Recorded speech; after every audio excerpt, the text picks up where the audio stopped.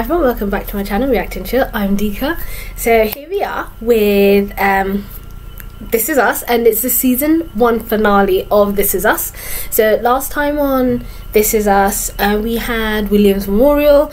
Throughout getting ready for the memorial, Randall had realised the impact he had in the short space of time with the people around him, such as the mailman, and after obviously having these conversations with these people, he'd further realised the impact William had on his own family and the short time he at least had to spend with his birth father.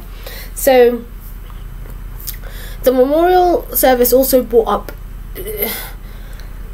memories and I guess unresolved feelings regarding Jack's death for Kate, and then we did find out at the end of the episode that Kate feels like it was her fault that Jack had died, following on from the fight Jack and Rebecca had in terms of when he found out Ben was her ex and she was going to be away with him for she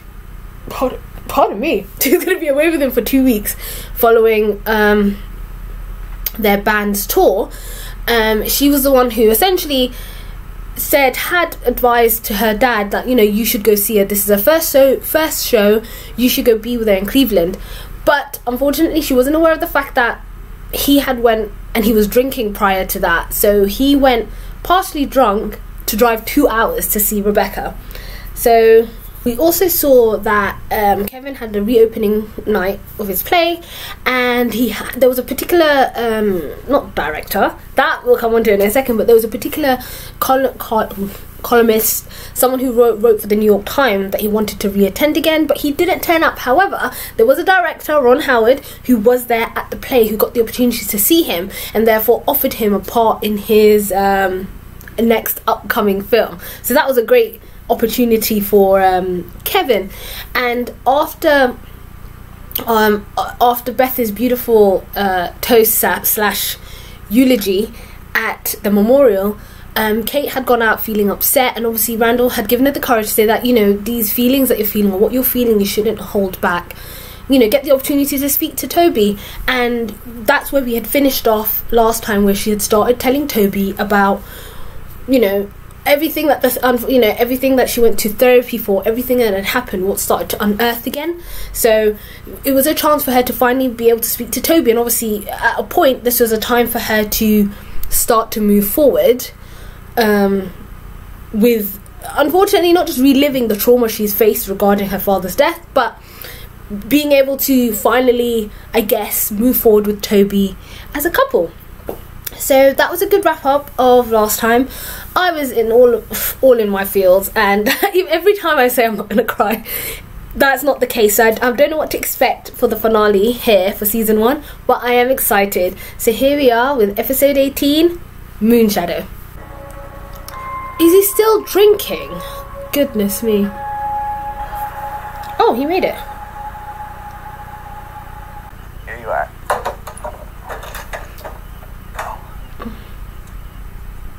I'm sorry I can't offer you more, but I can do carpentry, drywalling, electric, you name it. I'll send anyone and everyone I know your way. This car he's fixing looks like the car he had before he had to sell it to get the house.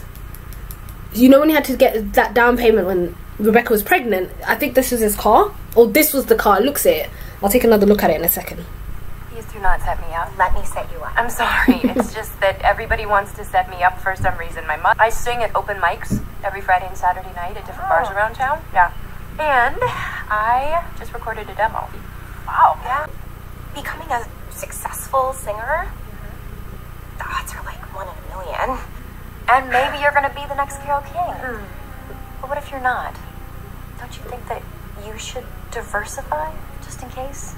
Her friends are correct. They're not trying to completely stamp out a dream. They're just saying have backups just in case getting like a solo career and stuff doesn't work.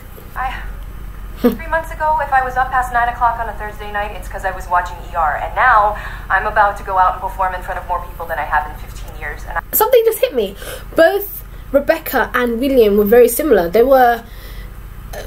essentially gave up their dreams for family, because Rebecca now, obviously she was singing before, now she's here.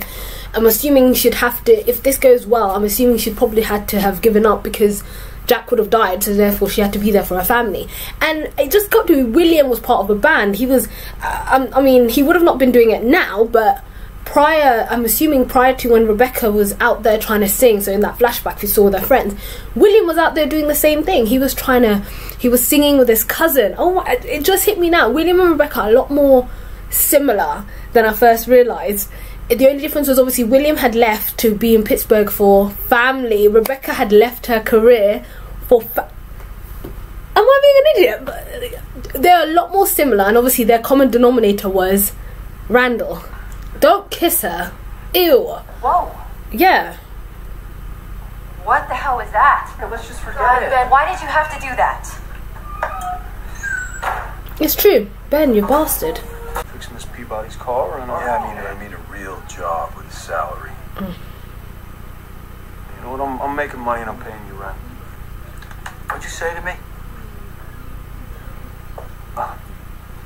That's my boy.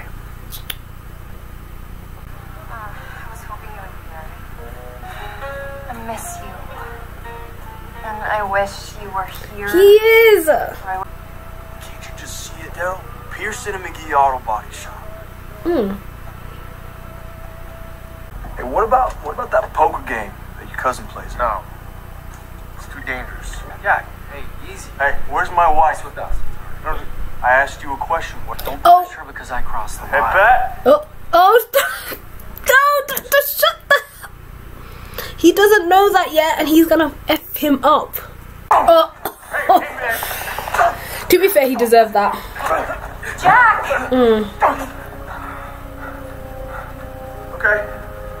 I have to go drive him home, Ben. In fact, we go on in 20 minutes.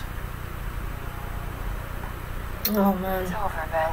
I've been thinking maybe it's time I diversify. Man, and I'll raise you 40. 4. Okay, handsome. Oh my god, what if he... I'll see you. And I'll raise you. How much you got left? Queens. New guy wins the pot. Oh, well done! Just leave now. I'd finish it and go. Go with my money. A few moments later. Finish last. Oh shit! He'll kill you. That is ridiculous. He won that. Be a good man. Hmm. And look where it's gotten me. How long has it been going on, Jack? Weeks. Alcoholism of yours has suddenly rematerialized at the exact same moment that I finally have something happening for myself. No, that is completely unfair. Okay, That is. well- Go ahead and say it out loud that your life. I have no life! I have zero life, Jack. I am a housewife to 3 teenagers who do not need me anymore. And Career, you are a 40-year-old woman singing covers in pubs. That is not a career, Rebecca. That is ridiculous. Oof. And the I really like this one shot. Is the camera is literally following them around from when they got in, from the table. Oh shit! It's really coming Let out your now. father out. devoted my life to you so that Jack, you that can is have a absolutely life. ridiculous! Look at my face. It is How dare absolutely you? ridiculous! So the next time you tell me that you love me, make sure you're not doing it just out of habit. Oof.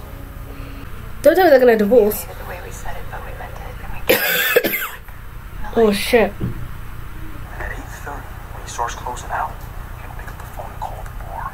I guarantee he's gonna leave the register open when he goes to answer the phone. Becca, Ethan. Hi. Yeah, I thought so. Nice to meet you. What do we tell the kids? Tell them the truth. I know what I want to do. You know, now that we're back, like for work. It's I gonna- want to say. Sometimes they'll make good decisions.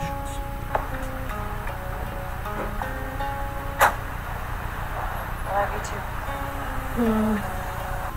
I want to adopt a baby. Oh. Our kids are gonna be fine. And the episode title is called Moonshadow. You were my big break. Yeah, because he was about to do some craziness, wasn't he? It's just getting started.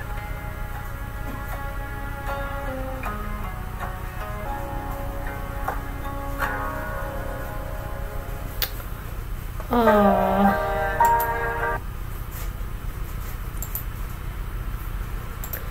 Well, good news, I didn't cry this time. So that was the season 1 finale of This Is Us. So I really liked how we got to see, I'm assuming it was the lowest part of their marriage thus far, essentially to the point where she had to tell him to stay with Miguel for a couple of days. So we start off by seeing Jack driving and making his way. Thankfully, it isn't when he dies. So I really am intrigued to see what Kate meant by that. She feels like it was her fault that her father died. So yeah, I'm really intrigued to see what she meant by that and how this all comes to play later on. So he makes it to the show. So Rebecca was in the dressing room with Ben, obviously worrying about the performance about to go on. Ben obviously tried his luck, and then Rebecca at that point realised that, you know what, she felt like the worries and stuff that Jack was going through, so oh my god, he was right. Unbeknownst to her, he was actually at the bar. Again, he was drinking a lot. It's almost as if he was on the verge to obliterate himself with all the drinking he was doing. So they'd put him past each other. She left the voice message, and while he was there, he was trying to obviously go look for her. Back in the past, we see a young Jack. He'd come back from Vietnam. He was trying to make enough money, and obviously we know at that point the situations he had at home. He had his very mentally verbally and emotionally abusive and physically abusive father. He was living under his roof. He was always being horrible to him, and then Mrs. Peabody was like, you know, I've got a girl, maybe someone to set you up with. On the other side of town somewhere, we meet Rebecca, who's with her friends. One of her friends was getting married, and then asked her if you're going to bring somebody, and her friend there also wanted her to get set up with somebody. Cue the fact that at some point these two, their lives were going to come across. He had a friend, Daryl, who he wanted to open up a auto shop with, but they never had enough money to do so. He knew that Daryl had some connections, his cousin Ray or somebody, a card game which looked very ominous and scary. So when he did try his luck there, the first round he was able to win about over £1,000, and I was trying to figure out what time period. It looked like it might have been the late 60s, but that was a lot of money. Fortunately, just as he left the bar, Ray had got his goons to come out to beat him up and get the money back. So there was this really nice dialogue that we had from Jack about how, you know, his father was, we know that his father was a bit of an arse. He always, every time he had the option to do the right or the wrong thing, he'd always do the wrong thing. Always pick the wrong thing. And here Jack was wanting to be the good guy. He did his part in the war for Vietnam. You know, it's good to women, but it feels like he can never catch a break. So he was ready and had enough, and he was gonna make sure he got his money back. Meanwhile, when Rebecca and her friends were talking about, well, she was like, I want to sing, I want to be able to go out there and do singing. She had somebody that worked at a record company who she hoped to get her in, get her the record. Even her friends had said that it's like a 1 in a million chance. Why don't you diversify your options? Which I think wasn't necessarily bad piece of advice. They didn't want her to feel like to follow this, and they said just look for something else. Maybe look at other opportunities. Once she got the rejection letter, she decided to call back her friend and accept the blind date and say, that's fine, go ahead, I'll be happy to meet this person. So back, well, it wasn't present day, but it was pre-Jack's death, present day. Jack finally had enough and went backstage to look for Rebecca, and he semi-confronts Ben, asking him where she is. Again, Ben doesn't know that Jack has no idea what's happened here. So as soon as Ben opens his mouth and talks about crossing a line with Rebecca, which he did, Jack beats him up. So obviously at that point Rebecca comes in. Rebecca's still really angry at him, but Rebecca was already angry and had enough of Ben at that point and realised, you know what, I've had enough of this. She was looking to leave at this point. So she decided to leave, and I won't let go of that part of her life, you know, leave it behind her. because she at that point had made a choice about Ben. She knew that Jack was incredibly drunk, and she was like, I'm going to drive him home, and therefore leaving the band. And they were like, we're going to go on in 20 minutes. She was like, we're over, it's done. And she'd left with Jack. Jack attempted to try and talk to her in the car, but she wasn't having any of it. Back in the past, when Rebecca went to meet the blind date, this gentleman called Ethan, who was in I think business and mergers, and like his job sounded complicated. She had discovered at that point, because she had a singing gig, an open mic gig, where she was like, you know what, I'm missing a singing gig for this. However, her and Ethan just didn't connect. I don't feel like she felt it, her heart was there.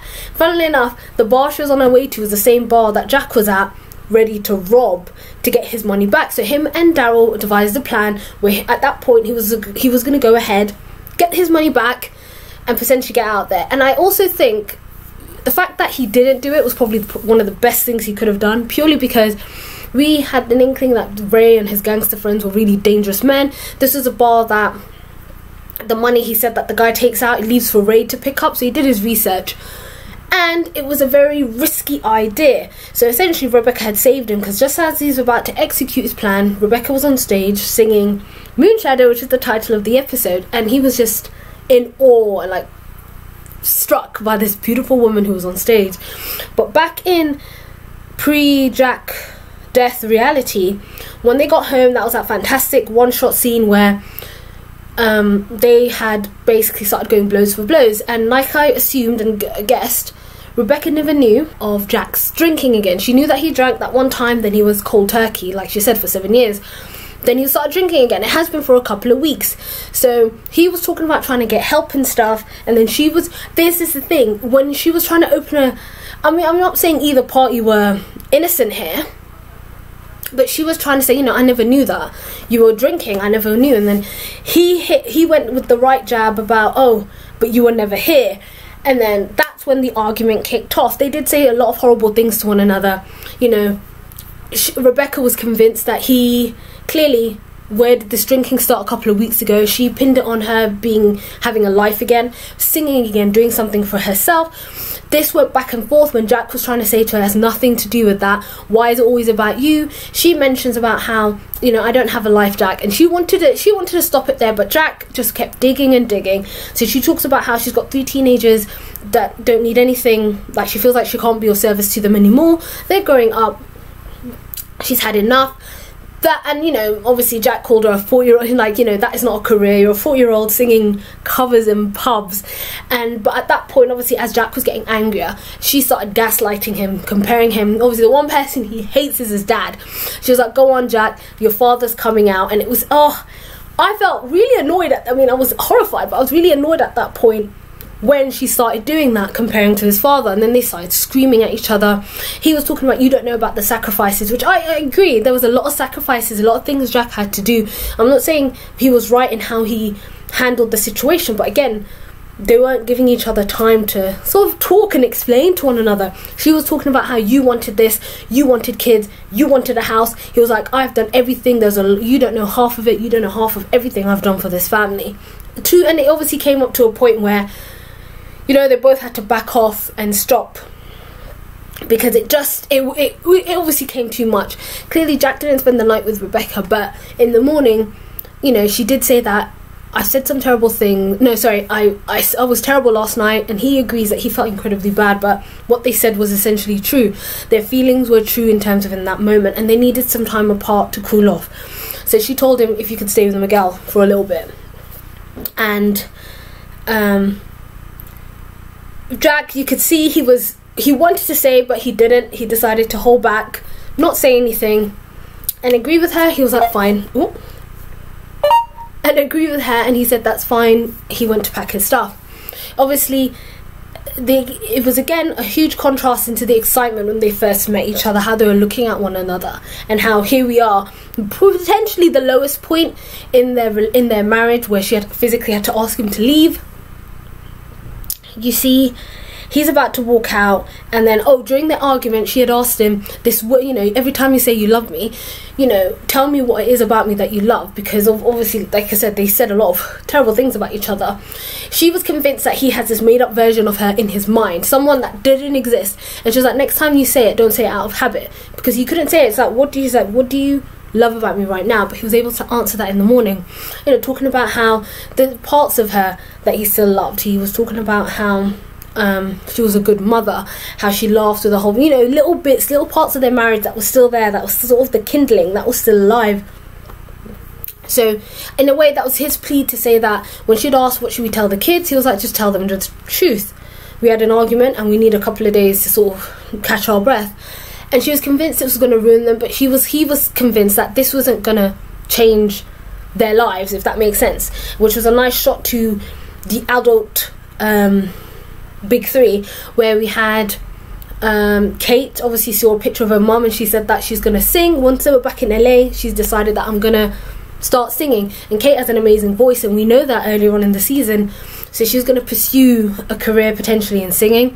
We saw Kevin on his way to, I'm assuming, the airport, because he was in New York, so he was on his way to LA to pursue this audition. That I may not even get it. And I do like the fact that as Jack was talking, he was talking about the good decisions and essentially bad ones, because obviously the whole reason why Sophie and Kevin essentially had broken up in the first place was when he had made that move to LA and he had cheated. So she was like, she has every right to be worried, because again, he got his role in the Manny. Now there's another bigger role and he's essentially going to be a movie star. He was saying to her, I love you, this may not even happen, but obviously she has her doubts, and she even said at the end of that, and obviously Randall, as he was looking at his pictures of his family, he went up to Beth and asked her, I want us to adopt, almost, you know, I wouldn't say carrying the family tradition, but carrying on what his family did for him. He was able to have this amazing life because his parents took a chance on him and adopted him. So he asked Beth, I want to adopt too.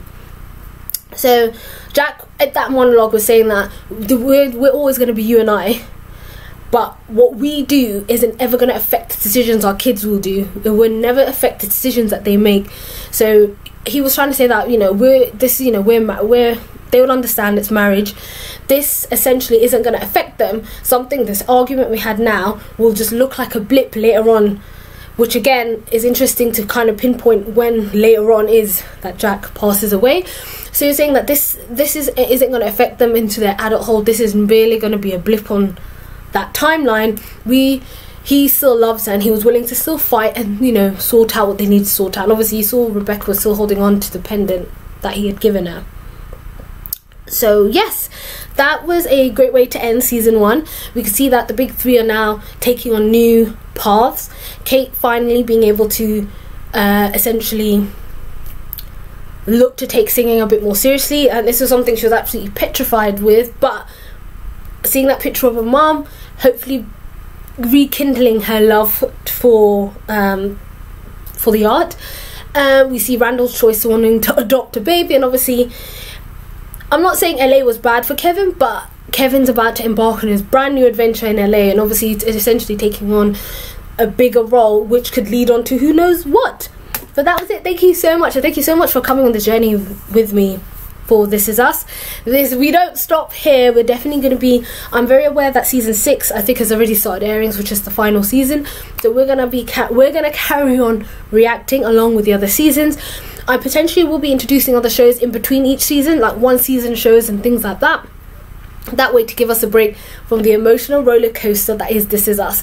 And as always, thank you so much. If you did like this video, give me a thumbs up and let me know down in the comments below what you thought of season 1 of This Is Us, and don't forget to subscribe and hit that notification bell so you know when I drop another video. Thank you everyone, and I'll see you guys next time.